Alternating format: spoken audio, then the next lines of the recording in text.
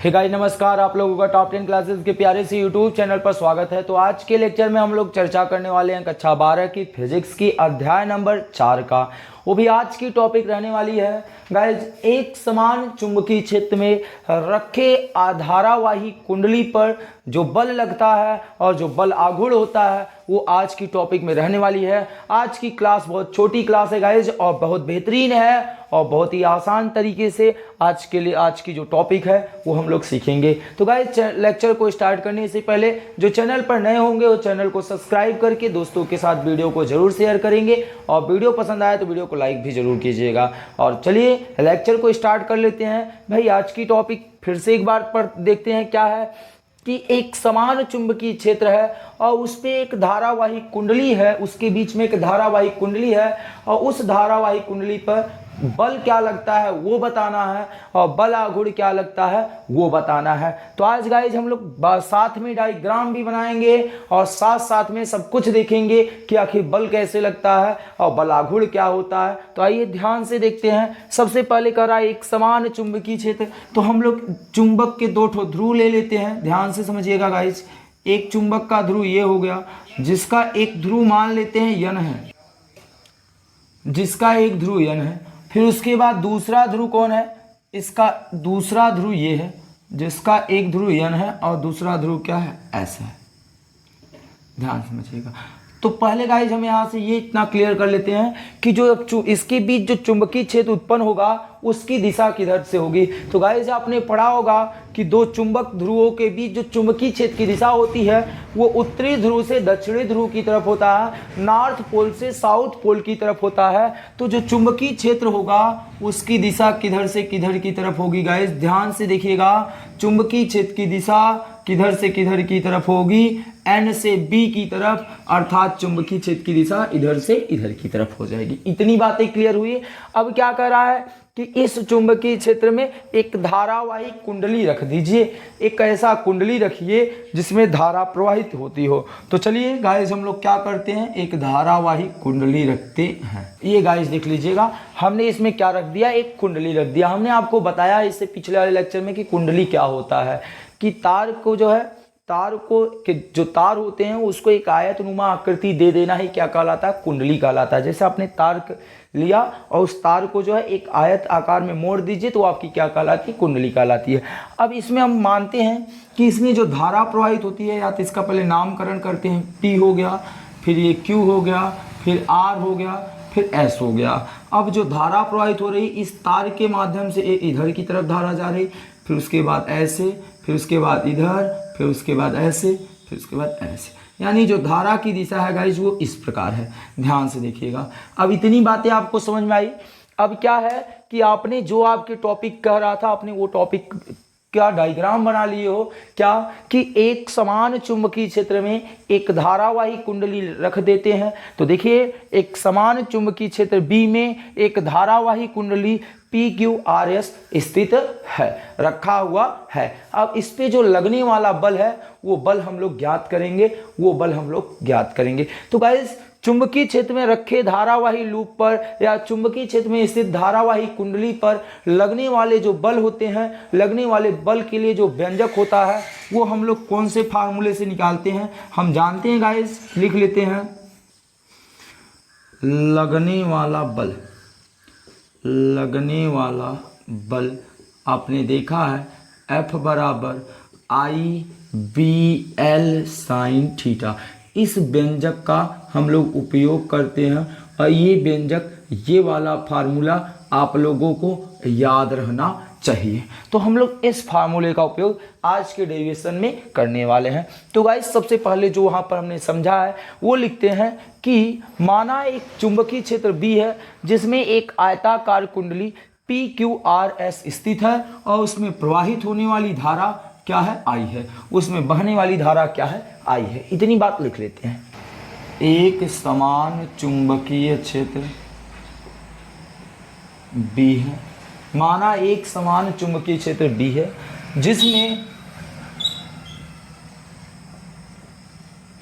जिसमें एक आयताकार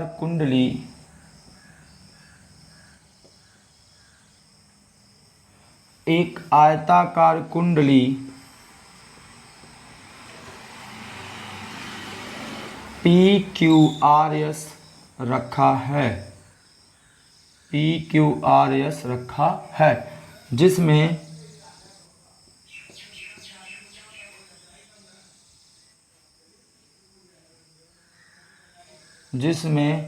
I एम्पियर की धारा प्रवाहित हो रही है, I एम्पियर की धारा प्रवाहित हो रही है,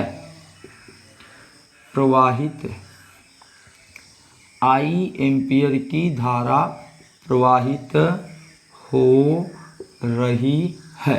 इतनी बातें आपको समझ में आई गाइस? इतनी बातें क्लियर हो गई। अब हम लोग आगे चलते हैं, एक एक तार पर, एक एक भाग पर बल निकालते हैं। तो सबसे पहले बात करेंगे गाइस इसके PQ, जो ये PQ सिरा है, आयतकार कुंडली का जो ये PQ सिरा है, इस पे लगने वाला बल क्या होगा। तो गाइस ध्यान से देखिए, आपकी जो चुंबकीय क्षेत्र की दिशा है, वो चुंबकीय क्षेत्र की दिशा यन से यस की तरफ है, यन से यस की तरफ है। ध्यान से देखिएगा, ये मार्कर आपको चुंबकीय क्षेत्र की दिशा को व्यक्त कर रहा है। और जो आपने ये PQ सिरा लिया है, इसमें बहने वाली जो धारा है, या हम कह दें जो ये PQ की दिशा है गाइस, ध्यान से देखिएगा, ये जो PQ की दिशा है वो किधर है? ऊपर की तरफ है, इस प्रकार है। अर्थात इनके बीच इस बहने वाली धारा I, या हम कह दें बहने वाली जो चुंबकीय क्षेत्र है, ये चुंबकीय क्षेत्र B और इस PQ की लंबाई के बीच कितने अंश का एंगल बन जा रहा है? 90 अंश का एंगल बन रहा है। तो ये बात हम ध्यान दीजिएगा और इस बात को अपने दिमाग में जरूर रखिएगा गाइस। तो क्या लिखते हैं? लिखेंगे PQ हिस्से पर लगने वाला बल। सबसे बात करेंगे PQ हिस्से पर लगने वाला बल, तो नाम देते हैं इसे FPQ। क्या नाम देते हैं? FPQ बराबर फार्मूला क्या लगाएंगे? IBL, फिर उसके बाद आप ध्यान से देखिएगा, L क्या होती थी? लंबाई होती थी। तो मान लेते हैं ये PQ वायर की जो लंबाई है वो क्या है? A है। वो PQ लंबाई क्या है? A है। तो यहाँ लिखेंगे IBA। फिर उसके बाद साइन थीटा, क्या? Sine theta. और हमने अभी पढ़ा कि जो थीटा है वो किसके इक्वल है? 90 के इक्वल है। तो जब थीटा यहाँ 90 रख देंगे तो साइन 90 अंश का मान कितना होता है? 1 होता है। साइन 90 अंश का मान कितना होता है? 1 होता है। तो FPQ क्या मिल जाएगा? IA को आगे कर ले रहे हैं, IAB, और साइन 90 अंश की कहानी खत्म हो जाएगी। तो PQ हिस्से पे जो बल लगेगा वो FPQ इक्वल टू कितना हो जाएगा? IAB। इसी प्रकार हम लोग क्या निकालेंगे? कुंडली के QR वाले हिस्से पर लगने वाला बल। इसी तरह क्या निकालेंगे? कुंडली के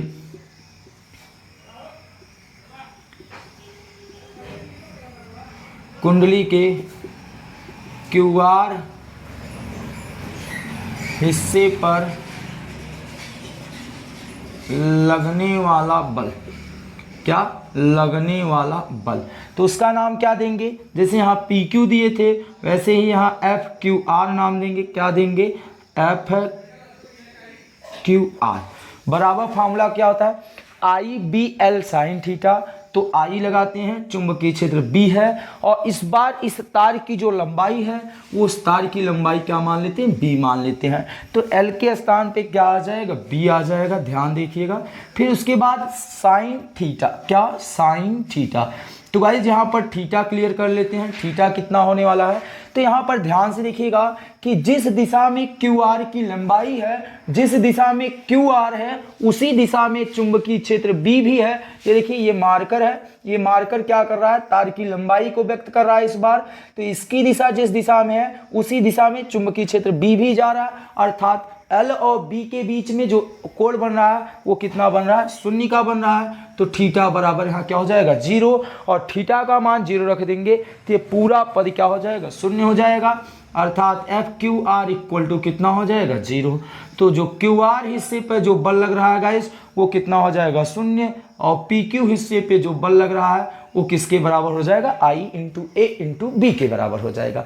अब बात करते हैं हम इसके अगले वाले हिस्से में, जो कुंडली का आरएस हिस्सा है, इस पे कितना बल लग रहा है, आइए इसको ज्ञात करते हैं। कुंडली के आरएस हिस्से पर लगने वाला बल, ध्यान से, कुंडली के आरएस हिस्से पर लगने वाला बल, गाइस ध्यान, ये दिखेगा। तो अब इसे हम क्या नाम दे देते हैं, FRS नाम देते हैं। क्या नाम देते हैं, FRS। अब क्या लगाएंगे फार्मूला, IBL, I चुंबकीय क्षेत्र B और इसकी लंबाई तो ये इसके बराबर है, कितना हो जाएगा A, फिर साइन थीटा। यहाँ पर थीटा क्लियर करते हैं, ये रही आरएस की दिशा, ये रही आरएस की दिशा, और बहन जो चुंबकीय क्षेत्र है वो इसकी दिशा ये हो गई। फिर से एंगल कितना बन गया, 90 का। तो यहाँ पर थीटा कितना है, 90 है। थीटा कितना है, 90। तो जब यहाँ थीटा 90 रख देंगे तो साइन 90 अंश का मान कितना होता है, 1 होता है। तो साइन 90 अंश का मान 1 हो जाएगा। तो यहाँ पर FRS इक्वल टू हो जाएगा IAB। तो अर्थात यहाँ पर आपको क्या मिला, आरएस हिस्से पर भी जो लगने वाला बल था वो IAB के बराबर हो गया। जिस प्रकार आपको PQ हिस्से पर बल जितना लग रहा था उतना ही आरएस हिस्से पर भी बल लग रहा है। जितना PQ हिस्से पे बल कार्य कर रहा था उतना ही आरएस हिस्से पर बल लग रहा है। अब लास्ट एक सिरा है, लास्ट सिरा क्या है, PS। तो PS सिरे पर कितना बल लगेगा वो हम ज्ञात कर लेते हैं। यहाँ पर कुंडली के PS सिरे पर लगने वाला जो बल है वो कैसे ज्ञात करेंगे, तो यहाँ भी हम लोग क्या लिखेंगे, FPS बराबर IBL साइन थीटा। तो ध्यान देखिएगा यहाँ L के स्थान पे तार की लंबाई किसके बराबर है, B के बराबर है, और साइन थीटा। अब यहाँ थीटा क्लियर कर लेते हैं गाइस, थीटा कितना है आप ध्यान से समझिएगा। यहाँ पर क्या है, आप PS की दिशा इधर की तरफ है और चुंबकीय क्षेत्र की दिशा इधर की तरफ है। PS की दिशा इधर है, चुंबकीय क्षेत्र की दिशा इधर है।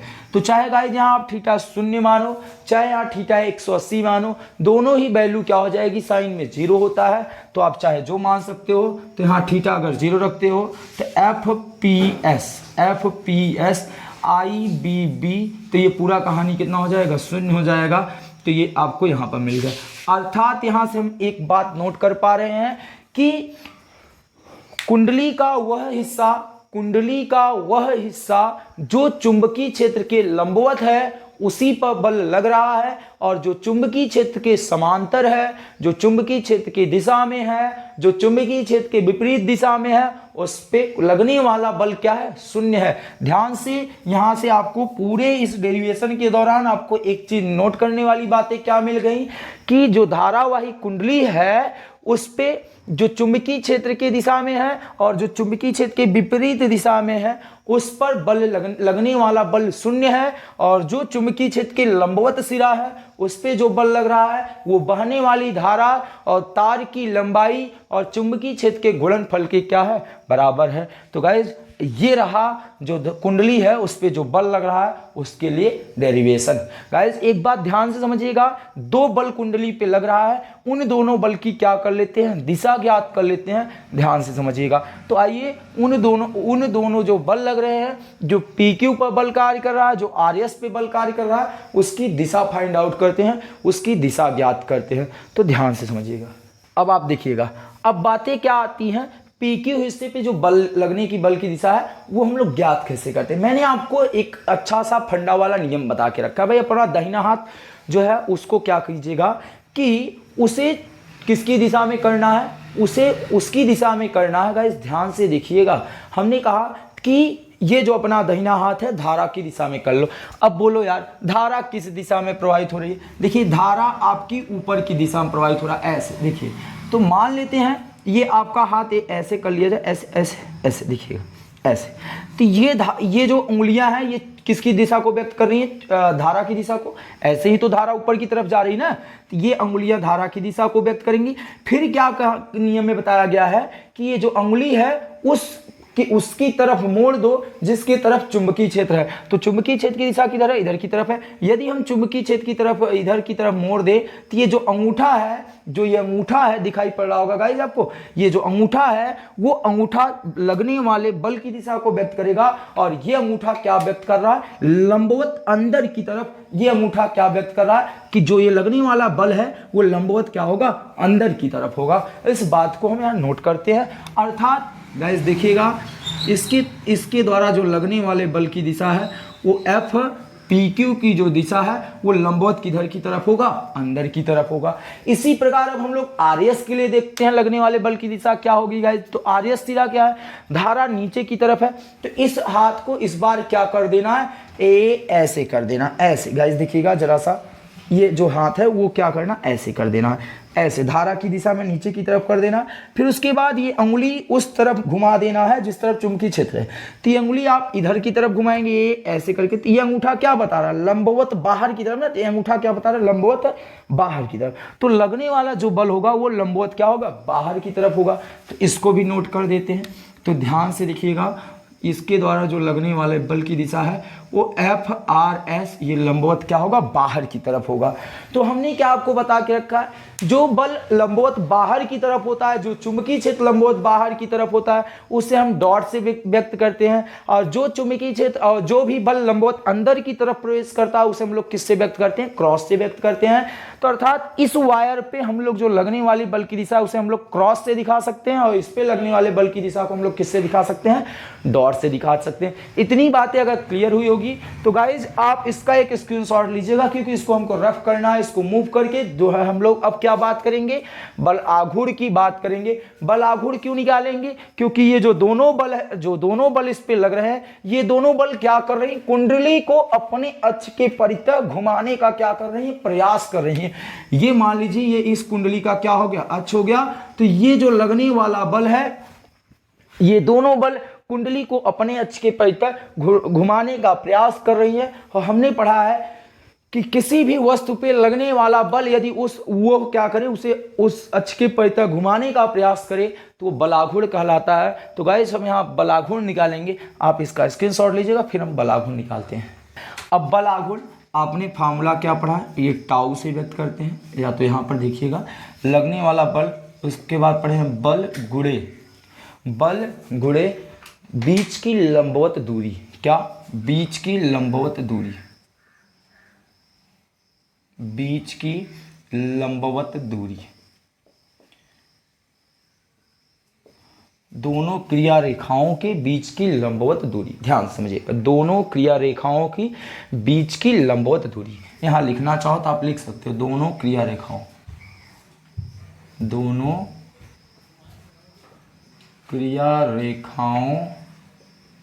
की बीच की लंबवत दूरी। पहले आप इससे तब ये दोनों क्रिया रेखाओं के बीच की लंबवत दूरी। तो ध्यान से समझिएगा। अब इसे हम लोग टाउ से व्यक्त करते हैं। टाउ इक्वल टू बल हो जाएगा एफ पी क्यू, चाहे एक बल चाहे जो भी नोट कर लीजिएगा, एफ पी क्यू इंटू बीच की दोनों क्रिया रेखाओं के बीच की लंबवत दूरी। तो आप ध्यान से समझिएगा, जब इस कुंडली को आप लोग ऊपर से देखोगे, यहां से देखोगे, जब इस कुंडली को आप लोग इस ऊपर से देखोगे तो ये जो लगने वाले बल पी क्यू की दिशा है वो कुछ इस प्रकार होगा। एफ पी क्यू वो आपका इस प्रकार होगा। और ये जो यहाँ जो बीच की जो लंबवत दूरी है वो क्या हो जाएगा? क्यू आर हो जाएगा। वो क्या हो जाएगा? क्यू आर, जिसकी बीच की दूरी बी है। और उसके बाद आप देखेंगे ये वाला जो बल है वो लंबवत किधर की तरफ काम कर रहा है? अंदर की तरफ ना। तो एफ आर एस। जब आप इस कुंडली को ऊपर की तरफ देखेंगे तो ये बल ऊपर की तरफ इस प्रकार दिखाई पड़ेगा और ये बल नीचे की तरफ इस प्रकार दिखाई पड़ता है। तो बीच की लंबवत दूरी बी हो जाएगा। और जो आपकी बात हो रही क्रिया रेखा, वो क्रिया रेखा क्या होता है कि जिस दिशा में बल लग रहा है उसके विपरीत दिशा में जो रेखा खींची जाती है वो क्या कहलाती है? क्रिया रेखा कहलाती है। वो क्या कहलाती है? क्रिया रेखा कहलाती है। तो क्रिया रेखाओं की बीच की लंबवत दूरी कितना है? बी है। कितना है? बी है। तो हो जाएगा यहाँ पर इंटू कितना? बी। अब एफ पी क्यू का मान रखते हैं। तो अभी हमने निकाला था एफ पी क्यू का मान कितना आया था? आई कितना आया था गाइस? ध्यान से समझिएगा, आई आया था। फिर उसके बाद कितना आया था? और फिर कितना आया था गाइस? आई आपने पिछले वाले डेरिवेशन में निकाला ना, आई ए बी इतना आया था, साइन थीटा नहीं, क्योंकि साइन थीटा शून्य हो चुका था। तो आई ए बी, ए था भुजा की लंबाई, और उसके बाद आई कितना था आपका धारा था, और बी क्या था चुंबकीय क्षेत्र था। इतनी बातें समझ में आई। इनटू बीच की लंबवत दूरी कितनी है, बी है। इतनी बातें क्लियर हो गई। अब हम क्या करते हैं, ध्यान से समझिएगा, इसे आगे की तरफ लिखते हैं। तो आई हो गए into A into B into कितना हो गया बी। इतनी बातें आपको समझ में आई गाइस, इतनी बातें आपको समझ में आई। ये जो ए और बी है ये दोनों लंबाई और चौड़ाई का काम कर रहे हैं। एक बार फिर से, ए और बी जो है वो लंबाई और चौड़ाई का काम कर रहे हैं। तो यहाँ पर आपका फार्मूला क्या बन जाएगा, एरिया बराबर आपने पढ़ा है ए इंटू बी, तो हम यहाँ पर उपयोग कर देंगे। तो बराबर क्या हो जाएगा, आई ए बी, क्या हो जाएगा आई ए बी। तो जो लगने वाला बल आघूर्ण होगा वो tau equal to I A into B के बराबर हो जाएगा।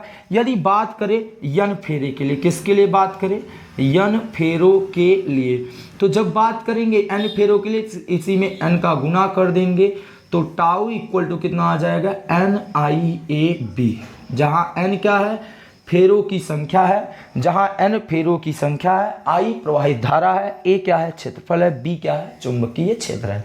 अर्थात जो बलागुण है वो धारा और क्षेत्रफल और बी के गुणनफल के क्या होता है बराबर होता है।